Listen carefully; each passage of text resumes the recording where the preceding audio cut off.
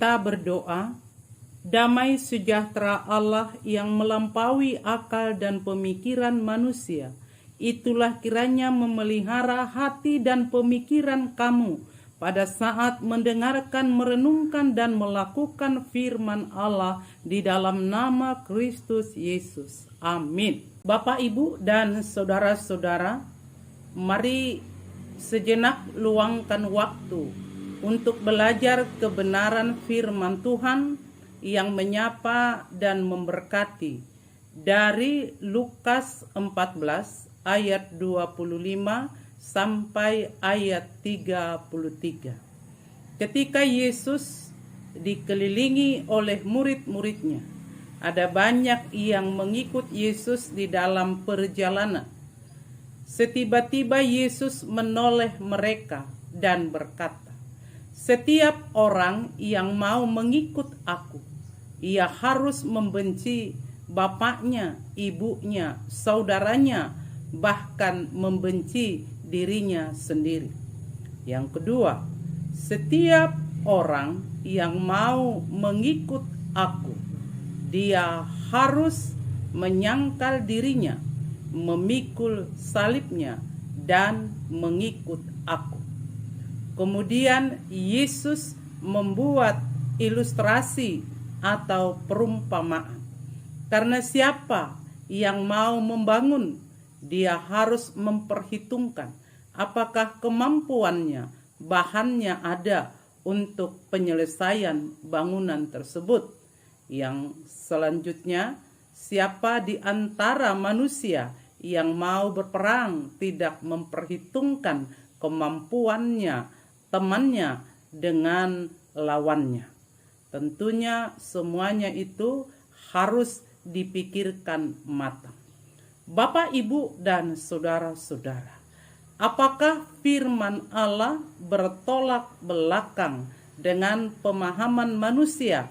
Apalagi orang Batak dan semua agama mengajarkan kasih dan menghormati orang tua. Tidak, Bapak, Ibu, dan saudara-saudara. Tetapi firman Allah menekankan supaya setiap orang yang mengaku menjadi Kristen atau pengikut Kristus, dia harus menomorsatukan Tuhan, menomorduakan keluarga, dan menomortigakan diri sendiri. Karena Tuhan berkata, "Tetapi carilah dahulu kerajaan Allah dan kebenarannya, maka semuanya akan ditambahkan kepadamu." Kesimpulan dari hukum Taurat ke-5 sampai ke-10 adalah, kasihilah sesamamu manusia seperti engkau mengasihi dirimu sendiri. Hukum Taurat ke-4, hormatilah orang tuamu.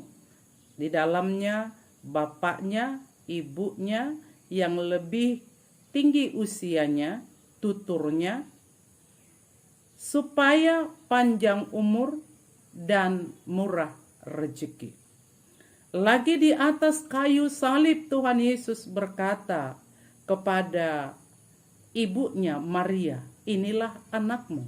Sementara kepada pengikut Yesus dia berkata, "Lihatlah, dialah ibumu." Bahkan orang Batak juga mengingatkan keluarganya supaya mengasihi orang tuanya, menghormati orang tuanya, dan mengasihi sesamanya manusia. Saya pikir setiap agama mengajarkan kasih, dan setiap suku juga mengajarkan kasih. Karena kasih itu adalah lambang persaudaraan. Kemudian Tuhan juga berkata, yang menginginkan nyawanya akan kehilangan nyawanya, tetapi yang kehilangan nyawanya karena Kristus, dia akan menemukan nyawanya. Bapak, Ibu, dan saudara-saudara, menjadi satu perenungan dari firman Tuhan, yang mengikut Tuhan harus menyangkal diri dan memikul salib, menyangkal diri bahwasanya dimanapun kita sekarang berada dan dimanapun posisi kita, jabatan kita, kehebatan kita, kita harus bisa menyangkal diri bahwa semuanya bukan karena kuat dan hebat manusia, tetapi semua karena kuat dan hebat Allah. Luar biasa Bapak Ibu. Dan harus juga memikul salib. Saya mendengar khotbah pendeta berkata demikian. Ada 2 orang disuruh memikul salib. Keduanya oke. Awalnya mereka bahagia, senang, berjalan. Kemudian salib itu mulai terasa berat. Dan seorang di antaranya berkata kepada leadernya, "Bolehkah salib ini dipotong?" Leader berkata, "Boleh, silahkan." Lalu dia memotong sedikit demi sedikit, dan salib itu tinggal 1 meter. Dia pun mulai bersuka cita dan mulai berlari-lari. Tetapi yang seorang lagi tertatih-tatih dengan sungguh-sungguh berjalan sambil memikul salib tersebut. Next, di depannya ada jalan alternatif membutuhkan penyeberangan. Dia coba mengukurkan salib yang dia pikul, ternyata tidak sanggup.